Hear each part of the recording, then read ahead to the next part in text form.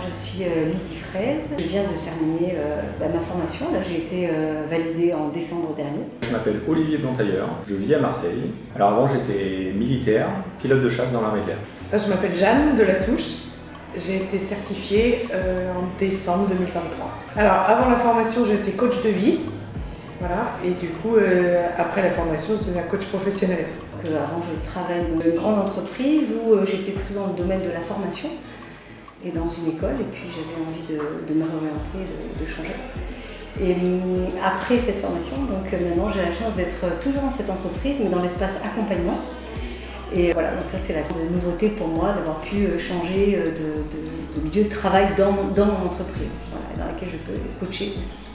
Je suis qualifié COS en 2021 pour l'individuel et 2022 pour l'équipe. Et c'est une amie coach qui m'a orienté vers Convergence RH et Philippe Bigot et le coaching orienté solutions.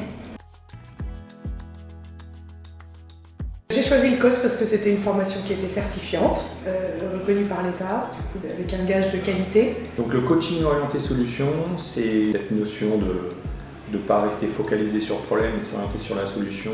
Et en fait, il y avait la notion, par exemple, de pas à pas, qui m'a beaucoup plu.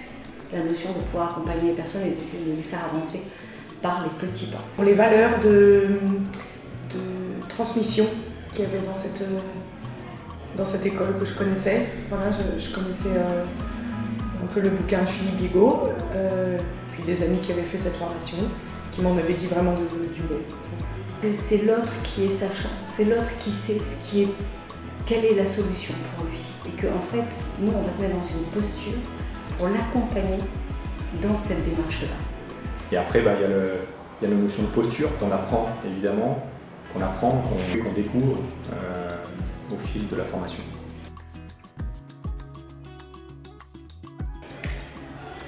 Alors, les 3 mots pour résumer le COS, je dirais responsabilité,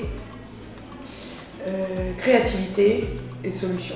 Efficace, qui mène au changement, dans le respect.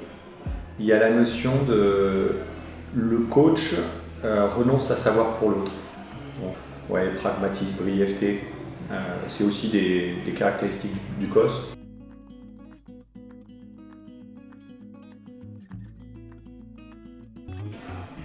J'aurais dit avant la formation une chenille heureuse, chenille heureuse, après un papillon.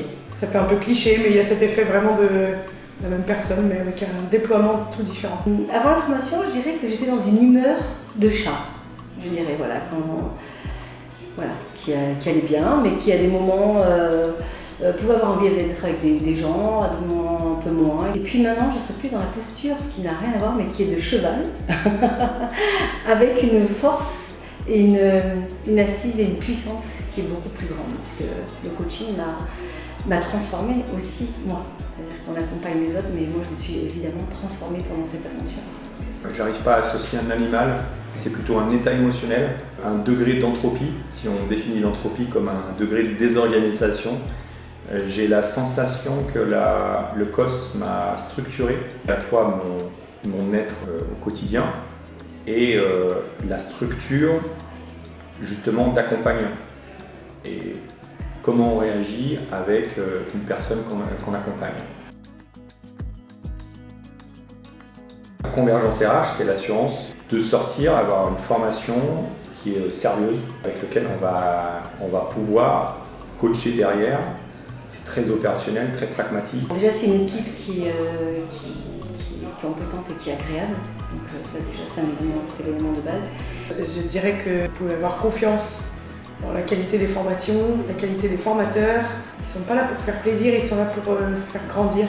Et ils le font avec plaisir, voilà, ça se voit.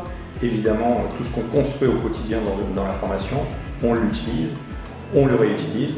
Il y a de l'expérimentation, il y a la partie pratique et puis toute l'expérimentation aussi vraiment où on se met en coaching dès le début de la formation. Et ça, moi j'ai trouvé ça très très nourricier parce qu'on a l'enseignement et tout de suite on va l'éprouver sur le terrain. On revient avec les questions, on partage, etc. Et ça, moi, ça m'a vraiment beaucoup plu. C'est très riche et encore aujourd'hui, je m'en sers encore beaucoup en appui dans mes coachings, sur ce que j'ai pu vivre pendant la formation.